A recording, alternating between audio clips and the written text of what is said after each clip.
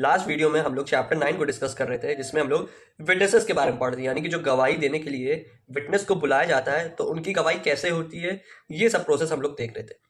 अब हम लोग अपने लास्ट चैप्टर यानी कि चैप्टर 10 एग्जामिनेशन ऑफ विटनेस के टॉपिक को डिस्कस करेंगे, जिसमें हम लोग सीखेंगे कि इनकी गवाही कैसे होती है, यानी कि क्या प्रोसीजर होता है, क्या इनसे पूछा जाता है, क्या क्वेश्चन आंसर्स होते हैं, यानी कि क्या एक मेथड होता है, क्या सवाल करना चाहिए, क्या सवाल नहीं करना चाहिए। तो ये पूरे प्रोसीजर को हम एग्जामिनेशन ऑफ विटनेस के चैप्टर में क्लियर करेंगे। तो सामने आज हमारे है एग्जामिनेशन ऑफ विटनेस यानी कि चैप्टर 10 हमारा। इसमें टोटल दिए गए हैं सेक्शन 29 यानी कि 140 से 168 तक के सेक्शंस दिए। अब हम लोग 140 से 168 तक एक साथ नहीं पढ़ेंगे, इसको ब्रेक कर करके पढ़ेंगे, क्योंकि एक बार की पूरा पढ़ लेंगे तो फिर आप कंफ्यूज हो सकते हैं। ठीक है, तो मैंने इसको 3 पार्ट में इसको डिवाइड किया है, यानी कि आज हम लोग इस वीडियो में 9 सेक्शंस पढ़ेंगे, फिर बाद में 9 सेक्शंस, फिर बाद में 9 सेक्शन, तो टोटल 27 सेक्शंस पढ़ेंगे, जिसमें से 2 सेक्शन जो थे यानी कि 147 और 150 ये हम लोग ने ऑलरेडी डिस्कस कर लिए हैं अपनी प्रीवियस लेक्चर सीरीज में, है ना। तो 27 में से 9 करके 3 बार हम लोग इस चैप्टर को कवर अप करेंगे। तो आज की वीडियो में हम लोग डिस्कस करेंगे सेक्शन 140 से 149 तक के कॉन्सेप्ट को। तो चलिए स्टार्ट कर लेते हैं सेक्शन 140 से। अब जैसे कि मैंने बताया कि यहाँ पे हम लोग विटनेस के एग्जामिनेशन के बारे में पढ़ेंगे। अब एग्जामिनेशन का मतलब आपको भी पता है कि किसी टेस्ट को हमें पास करना होता है, यानी कि हमें कोई चीज़ क्वालिफाई करना होता है, तभी हम एक स्टेप आगे बढ़ सकते हैं, है ना। कोई भी एग्जाम देते हैं तो हम लोग उसको क्लियर करते हैं, उसके थ्रू ही हमारा कॉलेज में एडमिशन होता है। जैसे कि अगर हम लोग एंट्रेंस एग्जाम दे रहे हैं या कुछ गवर्नमेंट एग्जाम्स को क्लियर कर रहे हैं, जुडिशरी के एग्जाम को क्लियर कर रहे हैं, तो उसमें एग्जामिनेशन हम लोग को कवर अप कंप्लीट अपना करना होता है, यानी कि एग्जामिनेशन की स्टेज को कवर करते हुए हम लोग धीरे धीरे आगे बढ़ते हैं। वैसे ही विटनेस भी अपना एग्जामिनेशन करवा के अपने प्रोसीडिंग में आगे बढ़ती है, यानी कि जब ट्रायल कंडक्ट होता है कोर्ट में, तो जब कोर्ट प्रोसीडिंग स्टार्ट होती है, तो जब उस समय इन्वेस्टिगेशन के टाइम जब विटनेस को बुलाया जाता है, यानी कि जब जो पुलिस इन्वेस्टिगेट करके विटनेस के कलेक्शन को क्रिएट करती है, यानी कि जो गवाह इकट्ठा होते हैं, ठीक है, तो उसमें क्या होता है, जब यहाँ पे एक प्रॉपर विटनेस की एक लाइन क्रिएट हो गई। अब इनका एग्जामिनेशन कौन करेगा, तो उनका एग्जामिनेशन मजिस्ट्रेट या फिर कोर्ट द्वारा किया जाता है। तो उसी प्रोसेस को हम लोग एग्जामिनेशन ऑफ विटनेस करें, यानी कि हम लोग यहाँ पे गवाहों का जांच पड़ताल कर रहे हैं। कौन कर रहा है यहाँ पे जांच पड़ताल? जुडिशियल मजिस्ट्रेट, यानी कि यहाँ पे कोर्ट द्वारा एग्जामिनेशन करवाया जा रहा है विटनेसेस का। ठीक है, तो उसी से रिलेटेड यहाँ पे बात की गई है और उसी के थ्रू यहाँ पे चीज़ों को समझाया गया है। देखिए, एग्जामिनेशन ऑफ विटनेस का पर्पस यही है कि जो एप्रोप्रिएट एक्यूज्ड है उसका पता लगाया जा सके और विक्टिम को रिलीफ दिया जा सके, यानी कि सच्चाई की तरफ आगे बढ़ते बढ़ते हम लोग विटनेस का साथ लेते हैं, है ना। तो बिना आगे इसमें और डिस्क्राइब करते हुए हम लोग डायरेक्टली अपने प्रोविजन पे बढ़ लेते हैं। तो यानी कि सेक्शन 140 पे हम लोग 140 से स्टार्ट कर रहे हैं। सेक्शन 140 बात कर रहे हैं order of production and examination of witness. क्या बात कर रहा है? ऑर्डर ऑफ प्रोडक्शन और एग्जामिनेशन ऑफ विटनेस। क्या है इसका कॉन्सेप्ट का मतलब? देखिए, एग्जामिनेशन ऑफ विटनेस तो आप यहीं से भी समझ गए जो मैंने बताया। अब ये ऑर्डर ऑफ प्रोडक्शन क्या चीज़ हुआ? ऑर्डर ऑफ प्रोडक्शन का मतलब है कि एक प्रोसीजर यहाँ पे बताया जा रहा है, यानी कि एक मेथड यहाँ पे बताया जा रहा है कि किस वे में यहाँ पे विटनेस को कोर्ट के सामने, कोर्ट के समक्ष प्रोड्यूस किया जाएगा। उनको कहने का मतलब है यहाँ पे कोर्ट में बुलाया जाएगा। तो कोर्ट में बुलाने का एक तरीका होता है, एक मेथड होता है, तो उस मेथड के बारे में यहाँ पे ऑर्डर ऑफ प्रोडक्शन के बारे में बात की जा रही है। तो यहाँ पे ये बताया जा रहा है कि हम यहाँ पे विटनेस को जो बुलाएंगे और उनका एग्जामिनेशन करेंगे, वो एक प्रॉपर रेगुलेटरी मैनर में होना चाहिए, यानी कि कानून के दायरे में रह के जो प्रॉपर प्रोसीजर फॉलो होता है उसी के थ्रू होगा। और ये प्रोसीजर कि किसके अंडर आएगा? हमारे सिविल और क्रिमिनल प्रोसीडिंग्स के अंदर ही हम अपने प्रॉपर लॉ को प्रैक्टिस करेंगे, है ना। यानी कि सिविल और क्रिमिनल प्रोसीडिंग्स के अंदर हम लोग रह के हम एग्जामिनेशन ऑफ विटनेस और विटनेस का प्रोडक्शन करेंगे। ठीक है, और अगर कोई ऐसा लॉ नहीं है, यानी कि मान लीजिए जब अगर कोई मैटर सिविल का नहीं है या क्रिमिनल कोई मैटर नहीं है, कोई other such type of matter है, तो उसमें क्या लगेगा? Other such type of law लगेगा। तो यहाँ पे कोई अगर लीगल पॉइंट इसमें नहीं क्रिएट हो रहा है, तो वहां पे कोर्ट की डिस्क्रिशन क्रिएट होगी कि कुछ अन्य प्रकार के कानून में हम यहाँ पे कोर्ट की डिस्क्रिशनरी पावर यूज करेंगे, यानी कि कोर्ट अपनी यहाँ पे मर्जी चलाएगा, उसके अकॉर्डिंग अपने ऑर्डर ऑफ प्रोडक्शन को और एग्जामिनेशन ऑफ विटनेस का प्रोसीजर स्टार्ट करेगा। यहाँ पे एक सिंपल मेथड में यहाँ पे बताई जा रही है कि यहाँ पे जो ऑर्डर ऑफ प्रोडक्शन होगा, यानी कि जब जिस तरीके से विटनेस को बुलाना है और जो विटनेस का एग्जामिनेशन कंडक्ट करवाया जाएगा, वो सिविल और क्रिमिनल प्रोसीडिंग्स के दायरे में रह के ही होगा, यानी कि सिविल और क्रिमिनल प्रोसीडिंग के अंदर ही गवर्न होकर हमारा ये ऑर्डर और एग्जामिनेशन ऑफ विटनेस का प्रोडक्शन, विटनेस का परफॉर्मेंस चलेगा। ये बताया जा रहा है सेक्शन 140 में। सिंपल सी क्लियर लाइन बताई जा रही है। 141 क्या बात कर रहा है? जज to decide as to admissibility of evidence. क्या बताया जा रहा है यहाँ पे, जज को लेके बात की जा रही है कि जज एविडेंस को कैसे एडमिट करेगा और उसको किस बेसिस पे डिसाइड करेगा, एज टू एडमिसिबिलिटी ऑफ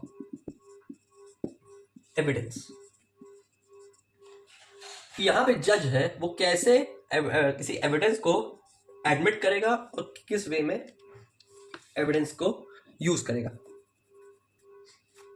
तो यहां पे इसका पर्पस यही है कि हम एविडेंस की एडमिसिबिलिटी को कैसे डिसाइड करेंगे और किसी फैक्ट एंड इशू में उस एविडेंस को कैसे रेलेवेंट बनाएंगे। हम लोग ऑलरेडी सेक्शन 3 में पढ़ के आए हैं ये कंसेप्ट कि हम जो किसी भी फैक्ट का एविडेंस देते हैं वो फैक्ट हमारा क्या होना चाहिए, रेलेवेंट फैक्ट बने रहना चाहिए, यानी कि वो फैक्ट एंड इशू से मीटअप करना चाहिए, तभी हम जाके उसका एविडेंस दे पाएंगे और वही वाला ही एविडेंस ही हमारे कोर्ट में एडमिट होगा, यानी कि उसी को हम एक्सेप्ट करा पाएंगे, कोर्ट उसी में ही उसकी एडमिसिबिलिटी को मानेगी। तो इसमें ये बताया जा रहा है कि जब अगर कोई पार्टी किसी एविडेंस किसी फैक्ट का एविडेंस देना चाहती है तो जज पार्टी से पूछ सकता है कि क्या वो फैक्ट रेलेवेंट है, अगर रेलेवेंट है तभी उसको हम प्रूव कर सकते हैं।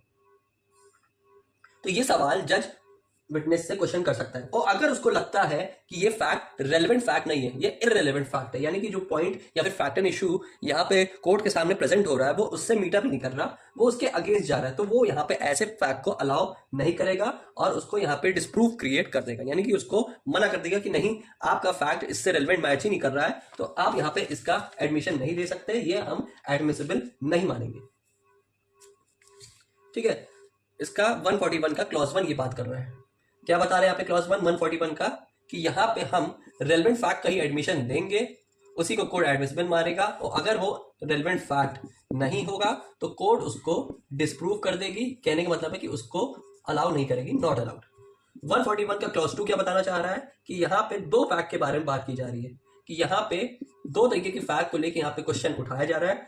कोर्ट यहाँ पे कह रहा है कि हमारा फैक्ट 1 जो है वो फैक्ट 2 पे ही डिपेंड, यानी कि हमारा एक बात दूसरी बात से जुड़ी हुई है, तो हमें पहले पहली बात को सही साबित करनी पड़ेगी, तब जाके हम दूसरी बात को सही साबित करवा पाएंगे। कहने का मतलब है कि एक एग्जांपल लेते हैं कि मान लीजिए ए बी को कोई स्टेटमेंट दे रहा है डाइंग डिक्लेरेशन के, यानी कि मरने की हालात में है, तो ए कुछ बी से कुछ बात या फिर स्टेटमेंट कह रहा है कि यहाँ पे सी ने मेरा मर्डर किया है, तो ये कोर्ट तभी उसको प्रूफ मानेगी इस डाइंग डिक्लेरेशन को, इस स्टेटमेंट को डाइंग डिक्लेरेशन तभी ट्रीट करेगी जब बी की यही स्टेटमेंट बोलने के बाद डेथ हो जाती है। कहने का मतलब है कि यहाँ पे डाइंग डिक्लेरेशन तभी प्रॉपर तरीके से इंप्लीकेट करेगा जब यहाँ पे डाइंग डिक्लेरेशन देने के बाद वो पर्सन मर जाए, है ना, तभी उसमें स्टेटमेंट हम उसको एडमिट करवा पाएंगे, तभी वो फैक्ट रेलेवेंट होगा, यानी कि फैक्ट 1 पहले आप प्रूव करिए तब आप जाके फैक्ट 2 पे मूव करिए, अगर कुछ ऐसा स्टेटमेंट है जिसमें दो तरह के फैक्ट को हमें प्रूव करना है। ये हम लोग सेक्शन 107 BSA में ऑलरेडी डिस्कस कर चुके हैं। ठीक है, और यहां पे 141 का क्लॉज 3 क्या बताना चाह रहा है, ये एक एक्सेप्शनल रूल के बारे में बात कर रहा है। कैसा एक्सेप्शनल रूल, कि कोर्ट का यहाँ पे डिस्क्रिशनरी पावर है कि यहाँ कुछ ऐसी सिचुएशन भी क्रिएट हो सकती है कि वो फैक्ट 2 में बिना जाए ही वो फैक्ट 1 को प्रूव करवा सकता है, मतलब कोर्ट में allow the fact 1 to be proved only. जरूरी नहीं है कि यहाँ पे हमें सेकंड फैक्ट को प्रूव करने के लिए एविडेंस देना पड़े, कई बार ऐसी सिचुएशन होती है, यानी कि कोर्ट की यहाँ पे डिस्क्रिशनरी पावर इन्वॉल्व होगी और यहाँ पे फैक्ट 2 को बिना प्रूव किए ही कोर्ट यहाँ पे फैक्ट 1 को प्रूफ मान लेगी। ये यहाँ पे 141 क्लॉज 3 का एक्सेप्शनल रूल बता रहा है। अब हम लोग देखते हैं सेक्शन 142 को। सेक्शन 142 किस बारे में बात कर रहा है, एग्जामिनेशन ऑफ विटनेस के बारे में, यानी कि यही टॉपिक अब सामने आ गया जो हम लोग एग्जामिनेशन ऑफ विटनेस चैप्टर में पढ़ रहे थे। अब इसी में एग्जामिनेशन ऑफ विटनेस किस तरीके से होगा, यानी कि क्या स्टेजेस होती है, इसको हम लोग सेक्शन 142 में पढ़ते हैं और समझते हैं। देखिए यहाँ पे विटनेस का एग्जामिनेशन 3 तरीके से होता है। ठीक है, पहला होता है एग्जामिनेशन इन चीफ, ठीक, दूसरा होता है क्रॉस एग्जाम, तीसरा होता है री एग्जाम। ठीक है, तो पहला हम लोग समझते हैं एग्जामिनेशन इन चीफ क्या होता है। एग्जामिनेशन ऑफ चीफ क्या होता है, जहां पार्टी खुद गवाह को लेकर आती है और खुद ही उसका एग्जामिनेशन करती है। जैसे मान लीजिए ए ने कोई क्राइम किया है, ठीक, अब ए का एक फ्रेंड है बी, अब बी उसका दोस्त है और बी ने यहाँ पे वो गवाही दे रहा है कि यहाँ पे ए ने कोई क्राइम नहीं किया है। ठीक है, A has not done any crime. ठीक, अब यहाँ पे एग्जामिनेशन इन चीफ कौन हुआ? बी हुआ। क्यों हुआ? क्योंकि यहाँ पे ए खुद ही अपने पार्टी को जो उसके बिहाफ पे गवाही देगा वो यहाँ पे उस पर्सन को बुलाकर लेकर आ रही है। कौन? ए बुला रहा है बी को, तो ये यहाँ पे एग्जामिनेशन इन चीफ की कंडीशन क्रिएट होती है। क्रॉस एग्जामिनेशन क्या होता है? जब पार्टी के गवाह का अपोजिट पार्टी क्रॉस एग्जामिनेशन करती है। जैसे मान लीजिए ए का कोई एडवोकेट है, ठीक, एक्स। अब यहां पे ए ने जैसे क्राइम कोई किया हुआ है मान लीजिए, अब एडवोकेट उसका एक्स है, ठीक। अब यहां पे ऑपोजिट पार्टी है बी, उसका एडवोकेट है वाई। तो यहां पे अगर वाई, ठीक है, ए से कुछ क्रॉस क्वेश्चनिंग कर रहा है या कुछ सवाल जवाब ले रहा है, ठीक है, तो यहाँ पे उस प्रोसेस को यहाँ पे क्रॉस एग्जामिनेशन कहेंगे, यानी कि वाई यहाँ पे क्रॉस एग्जामिनेशन कर रहा है, ठीक है। अब री एग्जामिनेशन क्या हुआ? जहां जो पार्टी अपने गवाह को लेकर आई थी वही फिर से री एग्जामिनेशन कर रही है। तो यहाँ पे अगर बी फिर से एग्जामिनेशन इन चीफ कर रहा है तो यहाँ पे हम इस प्रोसेस को कहेंगे कि यहाँ पे विटनेस का री एग्जामिनेशन कराया जा रहा है, यानी कि दोबारा उसको सुना जा रहा है। कई बार आपने भी देखा होगा कि एग्जाम में भी जैसे एग्जाम होता है, कंडक्ट करवाया जाता है, मान लीजिए बच्चे के कम नंबर आ गए या बहुत ही लीस्ट मार्किंग हुई उसके साथ, या मान लीजिए फेल कर दिया, तो उसका दोबारा एग्जाम लिया जाता है कि नहीं? तो वही प्रोसेस को यहाँ पे री एग्जामिनेशन कर रहे हैं, यानी कि हम दोबारा उसी सेम फैक्ट को दोबारा फिर से सुन रहे हैं। अब देखते हैं सेक्शन 143 को। 143 बात करता है ऑर्डर ऑफ एग्जामिनेशन के बारे में। जैसे कि अभी हम लोग ने 3 स्टेजेस पढ़ी कि चीफ, क्रॉस और री एग्जाम, तो ये किस तरीके से होगा, इसका क्या मेथड होगा, क्या प्रोसीजर होगा, यानी किस वे में किया जाएगा, वही ऑर्डर ऑफ एग्जामिनेशन को लेकर यहाँ पे बात की जा रही है। तो समझ लेते हैं। तो यहाँ पे 143 का पहला पॉइंट यहाँ पे क्या बताना चाह रहा है आपको? देखिए यहाँ पे ये पता जा रहा है कि पहले तो एग्जामिनेशन इन चीफ मैंडेटरी है, बहुत ही जरूरी है, क्योंकि उसी से सारा हमारा प्रॉपर जांच पड़ताल का प्रोसीजर स्टार्ट होता है, ठीक है। तो इसमें मान लीजिए पहले विटनेस को यहाँ पे पहले बुलाया जाएगा एग्जामिनेशन इन चीफ करने के लिए, उसके बाद उसका क्रॉस एग्जामिनेशन होगा, और अगर पार्टी चाहे तो फिर से री एग्जामिनेशन करवाई जाएगी। यानी कि पहले विटनेस का एग्जामिन चीफ जरूरी है, मैंडेटरी है, उसके बाद अपोजिट पार्टी उसका क्रॉस एग्जामिन करेगी, और फिर से पार्टी को कुछ लगता है, इस पार्टी को, पहली पार्टी को कुछ उसमें पूछना भूल गए थे या आधा अधूरा था, तो उसमें फिर से वो री एग्जाम कंडक्ट करवा सकती है, ठीक है। क्लॉज 2 क्या बताना चाह रहा है कि हमारा जो एग्जामिनेशन इन चीफ है और साथ हमारा क्रॉस इन एग्जाम है, ये दोनों हमारे रेलेवेंट फैक्ट से मिले हुए होने चाहिए, यानी कि वो हमारे फैक्ट से मीटअप कर जाए कि वो हम रेलेवेंट हैं। ये नहीं कि हम कुछ और ही पूछ रहे हैं। अब मान लीजिए यहाँ पे ए ने मर्डर किया बी का, अब ए सुबह कितने बजे खाना खाता है, ये कोई फैक्ट है क्या? इससे पूछने से क्या ही मतलब है? रेलेवेंट फैक्ट तो है नहीं ना, रेलेवेंट है। तो हम यहाँ पे क्रॉस एग्जामिन, यानी कि जब दो तरफ से सवाल जवाब हो उसको क्रॉस एग्जामिन कहते हैं। और जो एग्जामिनेशन स्टेज है कि जब स्टार्टिंग स्टेज ऑफ विटनेसेस की स्टार्ट होती है एग्जामिनेशन की, तो इसको एग्जामिनेशन यानी कि फर्स्ट स्टेज कहते हैं। तो उसमें जो फैक्ट है वो हम रेलेवेंट फैक्ट ही यूज करेंगे, लेकिन और साथ ही साथ यहाँ पे जरूरी नहीं है कि हम उसी उतने ही फैक्ट से कन्फाइन हो गए एग्जामिन अचीव करेंगे। हम बाद में हमें कुछ और नए फैक्ट चाहिए और हमें कोई दूसरी नई जानकारी चाहिए तो हम फिर कर सकते हैं। यानी कि री एग्जामिनेशन जो है वो क्रॉस एग्जामिनेशन तक लिमिटेड है, और अगर यहाँ पे हमें उससे कुछ नया फैक्ट नहीं पता चला, यानी कि हमने जब सारा फैक्ट्स का जांच पड़ताल कर लिया और हमें वो लिमिटेड नहीं लग रहे हैं, तो हम उसके बाद अपने एक्स्ट्रा फैक्ट्स को यूज कर सकते हैं, यानी कि हम और फिर एक्स्ट्रा फैक्ट्स सामने वाले विटनेस से निकाल सकते हैं। कैसे? क्रॉस एग्जामिनेशन करके। कहने का मतलब जो एग्जामिनेशन होता है ये क्रॉस एग्जामिन को एक्सप्लेन करता है, तो क्रॉस एग्जामिनेशन लिमिटेड नहीं होना चाहिए, ठीक है। और जो री एग्जामिनेशन जो होता है यहाँ पे हम नए फैक्ट्स को भी इंट्रोड्यूस कर लेते हैं। हमारा जो 143 का क्लॉज 3 है वो इसी के बारे में बता रहे हैं, re examination shall be directed to the explanation of matter, यानी कि हम री एग्जामिनेशन कर रहे हैं तो उस मैटर को और क्लासीफाई और कोई और प्रॉपर एप्रोप्रिएट मैनर में और क्लासीफाई कर रहे हैं, यानी उसको और खोल रहे हैं, उस फैक्ट को ब्रॉडर कर रहे हैं उसका कॉन्सेप्ट। और साथ ही साथ हम अगर कोई नए फैक्ट को इंक्लूड करना चाहें, कोई नए फैक्ट को इंट्रोड्यूस करना चाहें, तो हमें सबसे पहले कोर्ट की परमिशन चाहिए, यानी कि न्यू फैक्ट को ओपन करने के लिए हमें यहाँ पे कोर्ट की प्रायर परमिशन पहले रिक्वायर्ड है। विदाउट परमिशन हम यहाँ पे नए फैक्ट का इंट्रोडक्शन नहीं कर सकते।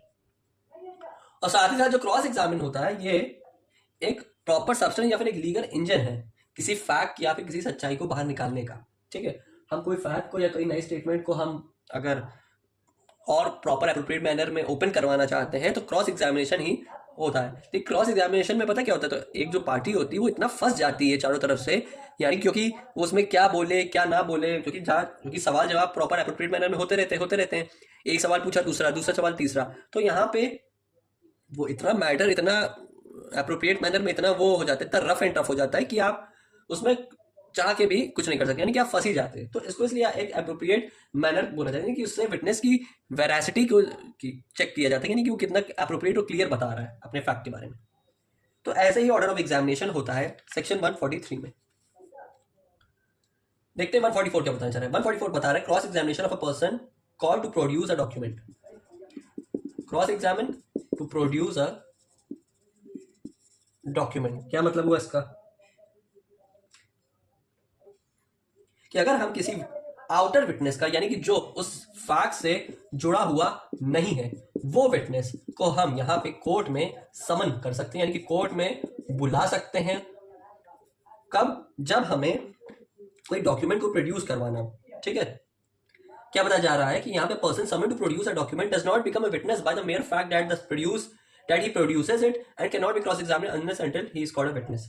हम उस पर्सन को गवाह नहीं कहेंगे जो यहाँ पे किसी डॉक्यूमेंट को केवल बस देने आ रहा है। कई बार होता है हम किसी से कागज मंगवा लेते हैं, हमारे पास एप्रोप्रिएट पर्सन नहीं अवेलेबल है, तो कोई भी अपने फ्रेंड या रिलेटिव किसी से कह दिए कि कोर्ट में यहाँ पे उनको समन चला जाता है, तो यहाँ पे वो जिनको समन चला जाता है कोर्ट से, तो वो पर्सन एप्रोप्रिएट वे में गवाह नहीं कहलाए जाते। कब तक? जब तक हम उनसे जांच पड़ताल करके, यानी कि उनका क्रॉस एग्जामिनेशन ना करके, कोई नए फैक्ट को या फिर कोई नई चीज को ना जान ले, तो हमें तब तक हम उनको विटनेस नहीं कहलाएंगे, उनको विटनेस कहलाना सही नहीं है। ठीक है, तो ये बता रहा है आपको सेक्शन 144। 145 क्या बता रहा है? Witnesses to character. हम यानी कि यहाँ पे अगर हमें किसी विटनेस का कैरेक्टर जानना है, यानी कि वो किस तरह का आदमी है, किस तरह का इंसान है, तो वो हम क्रॉस एग्जामिन और री एग्जामिन के थ्रू ही कर सकते हैं। यानी कि वो कितना सच बोल रहा है, किस लेवल तक झूठ बोल रहा है, वो फैक्ट का प्रॉपर जानकारी दे पा रहा है या नहीं पा रहा है, तो उसकी कैरेक्टर को कैसे क्लासीफाई करेंगे, कैसे कैरेक्टर उसका सेट होगा, री एग्जामिन और क्रॉस एग्जामिन के थ्रू ही होगा। अब देखते हैं सेक्शन 146 को। 146 बात कर रहा है लीडिंग क्वेश्चंस के बारे में। अब नॉर्मल क्वेश्चन तो आपको पता है कि किसी से सवाल करना। लीडिंग क्वेश्चन क्या होता है? लीडिंग का मतलब होता है कि जिसमें क्वेश्चन भी है और उसी में आंसर भी छुपा है, यानी कि सवाल और जवाब हम जब दोनों एक साथ किसी पर्सन से पूछते हैं तो उस प्रोसेस को हम लीडिंग क्वेश्चन करना कहते हैं। ठीक है, जिसमें हमें पता है कि वो उसमें सवाल भी इंक्लूड है पहले से ही। ठीक है, अब नॉर्मल क्वेश्चन हम किसी से क्या पूछेंगे, आपका नाम क्या है, तो वो अपना नाम रिप्लाई में बताएगा कि मेरा नाम ये है। ठीक है, जैसे हम पूछ लिया normal question NQ, what is your name. ठीक है, तो मैंने बोला हर्ष। अब लीडिंग क्वेश्चन में कैसे पूछेगा, इज योर नेम हर्ष, तो मैं क्या जवाब दूंगा, यस या फिर नो, दोनों में से कोई एक जवाब दूंगा। तो यहां पे देखिए आंसर इंक्लूड है, आंसर इंक्लूड है ना, तो इस क्वेश्चन में, तो इस क्वेश्चन को हम लोग लीडिंग क्वेश्चन कहते हैं। यहां तक आप समझ गए लीडिंग क्वेश्चन क्या है। आगे इसका समझते हैं और क्या बताना चाह रहा है। कहने का मतलब लीडिंग क्वेश्चन ऐसे क्वेश्चन होते हैं जो अपना आंसर खुद ही उसमें सजेस्ट करते हैं। ये बताया जा रहा है कि लीडिंग क्वेश्चन है हम एग्जामिनेशन इन चीफ और री एग्जामिन में नहीं पूछ सकते। कहने का मतलब है कि इस तरीके के क्वेश्चन हम ना ही चीफ में पूछ सकते हैं, ना ही री एग्जामिन में।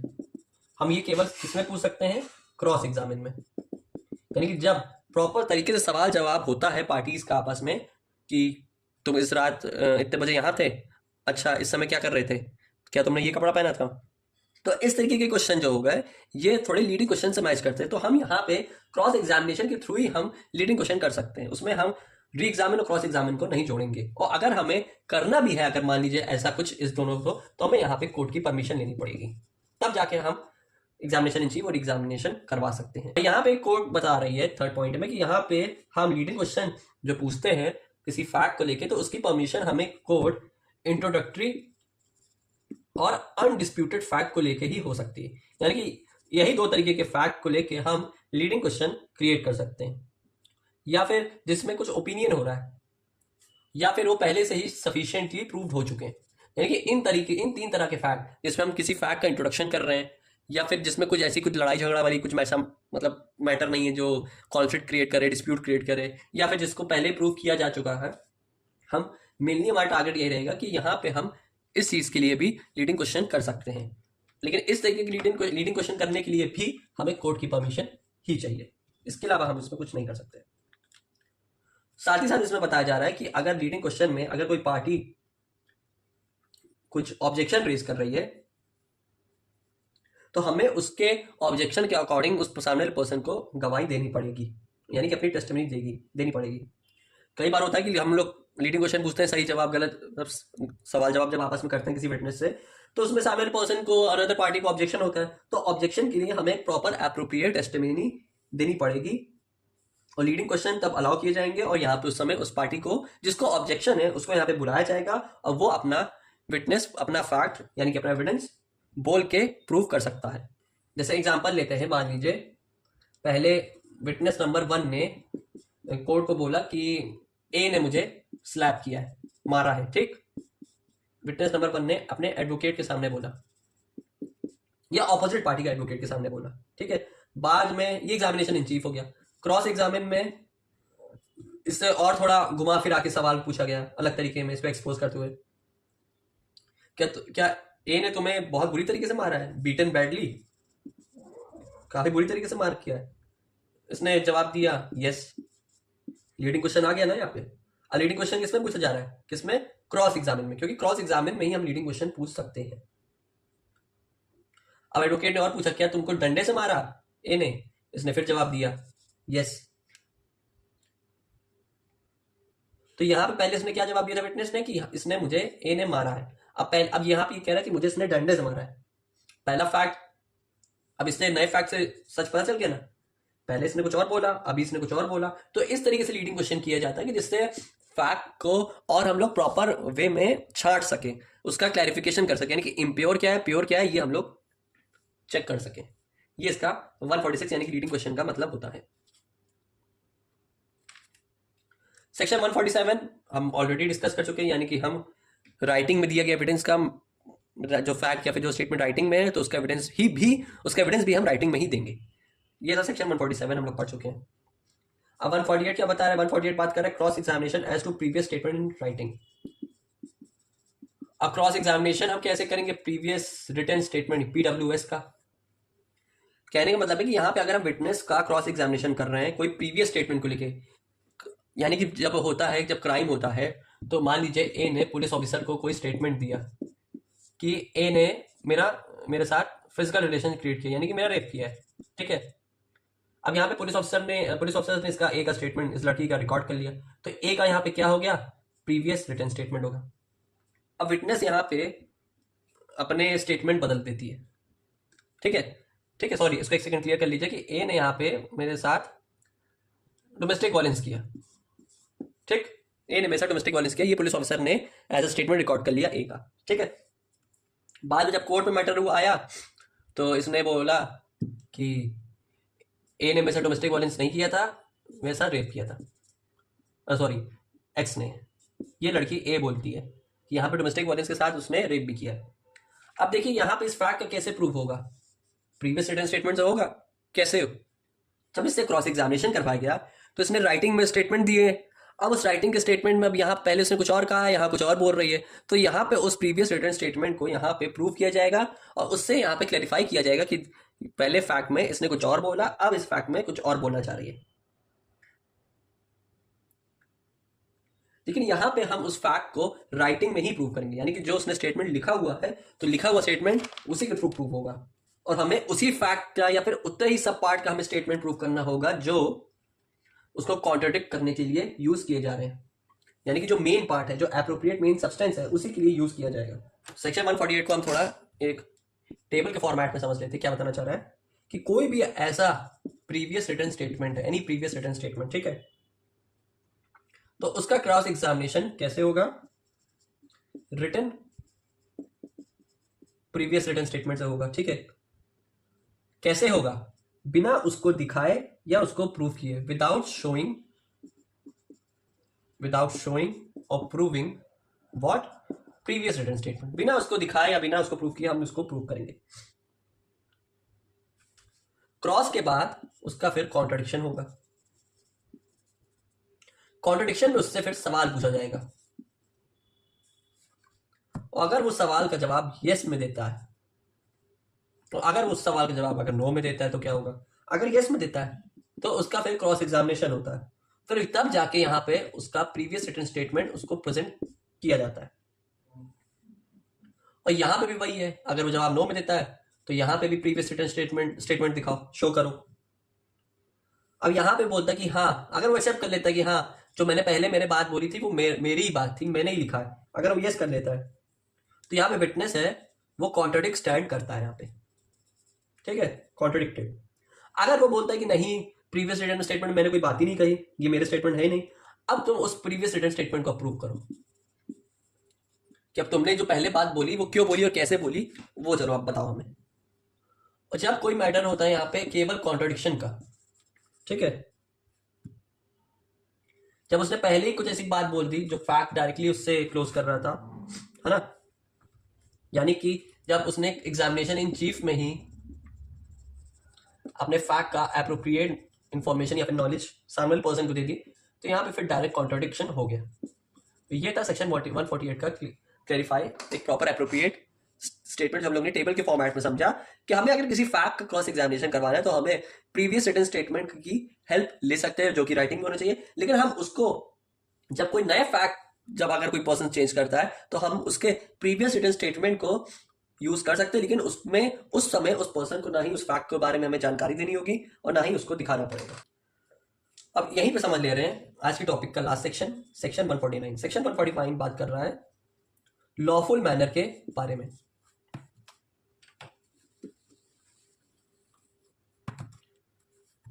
तो यहां पे सेक्शन 149 बात कर रहा है लॉफुल क्वेश्चंस के बारे में। कौन से रिलेटेड क्वेश्चन? जो हम लोग क्रॉस एग्जामिनेशन के टाइम पूछते हैं। तो हमें यहाँ पे क्रॉस एग्जामिनेशन में लॉफुल क्वेश्चन का ही यूज करना चाहिए, जिससे हमें क्लैरिफिकेशन हो फैक्ट के बारे में। क्यों जरूरी है? फैक्ट का हम लोग क्लैरिफिकेशन कर सकें, उस विटनेस का पोजीशन चेक कर सकें, और ये इसीलिए जरूरी होता है कि जिससे यहाँ पे उसके फैक्ट को शेक किया जाए, थोड़ा कैरेक्टर उसका दबाया जाए, या फिर उसको डायरेक्टली या फिर इनडायरेक्टली क्रिमिनेट किया जाए, ठीक है, या फिर उसको एक्सपोज किया जाए या उसको डराया धमकाया जाए कि पेनल्टी हो जाएगी। तो इस तरीके से हम यहाँ पे क्रॉस एग्जामिनेशन कर सकते हैं, और ये तरीके के हम लोग यहाँ पे सवाल उठा सकते हैं जो लॉफुल, यानी कि लॉफुल क्वेश्चन हम यहाँ पे यूज कर सकते हैं, जिससे हम फैक्ट क्लैरिफिकेशन कर सकते हैं। यानी कि अब यहाँ पे ये नहीं है कि हम यानी का मतलब है कि सेक्शन 149 यहाँ पे एक लिमिट सेट कर रहा है कि ऐसे आप क्रॉस एग्जामिनेशन करिए जिससे फैक्ट का क्लैरिफिकेशन हो, थोड़ा बहुत फैक्ट के बारे में डिस्कवरी हो सके, कैरेक्टर के बारे में पता चल सके, ठीक है, मतलब इस तरीके से करिए, डायरेक्टली उसको डराइए, थोड़ा धमकाइए, इस तरीके मतलब उसके माइंड को शेक करके बस फैक्ट की आप जानकारी लें, लेकिन उस लिमिट में करना है जिससे पर्सनल क्वेश्चन ना राइज हो। कई बार हम लोग मूवीज में देखते हैं कि सामने वाली पार्टी से क्रॉस एग्जामिनेशन करते हैं तो कुछ भी अनसन सवाल एडवोकेट पूछ लेता है, तो ये गलत तरीका है। आपको ये सब सिचुएशन या फिर ये सेक्शन 149 की गाइडलाइंस को देखते हुए ही करना है। और साथ ही सेक्शन 149 का प्रोवाइजो और इसमें बात कर रहा है कि जो सेक्शुअल ऑफेंसेस के केसेस होते हैं, जैसे रेप केसेस हो गए, तो वहां पे आप लड़की से ज्यादा क्रॉस एग्जामिनेशन नहीं कर सकते, उससे आप अनकंसर्न के सवाल फालतू नहीं पूछ सकते। कई बार आप मूवी देखे होंगे, जैसे एक मूवी थी गर्व, सलमान खान की थी, तो उसमें लड़की के साथ सेक्सुअल हरासमेंट होता है, तो एडवोकेट उससे बेफालतू के अनसन सवाल पूछ रहे हैं, मतलब जो बिना बाउंडेशन सेट किए, कोई लिमिट में नहीं, जो मन में आए बोला जा रहा है, पूछा जा रहा है उससे, तो ये गलत तरीका है, ये आप नहीं कर सकते। और खासकर सेक्सुअल ऑफेंसेस में क्रॉस एग्जामिनेशन करना लीगल नहीं है, मना है, क्योंकि जब यहाँ पे जब यहाँ पे कुछ सेक्सुअल ऑफेंसेस होता है तो यहाँ पे लड़की की कंसेंट या ना कंसेंट होना ही अपने आप में ही एविडेंस का काम कर लेती है, ठीक है। अगर आप इस तरीके के क्रॉस एग्जामिनेशन किसी लड़की से करेंगे जिसका जो रेप विक्टिम है, तो उससे आप उसके मॉरल कैरेक्टर को प्रेजेंट कर रहे हैं, यानी कि आप उसके सेक्सुअल एक्सपीरियंसेस को यहाँ पे पूछ रहे हैं। अगर यहाँ पे उस लड़की ने बोल दिया कि कंसेंट से नहीं हुआ तो वो रेप ही है, आप उसमें ज़्यादा सवाल जवाब करके अपनी बुद्धिमानी नहीं बता सकते, ठीक है, और फैक्ट को ज़्यादा खींच नहीं सकते किस मैटर में? सेक्सुअल ऑफेंसेस के मैटर में, ठीक है, क्योंकि सामने वाली पार्टी को भी बुरा ना लगे ना कि आप क्या पूछ रहे हैं उससे, ठीक है। ये केवल सेक्सुअल ऑफेंसेस के केसेस में, और अगर दूसरा कोई मैटर है तो आप वहां पे ये स्पेसिफिक गाइडलाइंस को देखते हुए लॉफुल क्वेश्चन क्रॉस एग्जामिनेशन में कर सकते हैं। तो ये था सेक्शन 149 का कॉन्सेप्ट। तो मिलते फिर बीएसए की लेक्चर सीरीज के नेक्स्ट वीडियो में।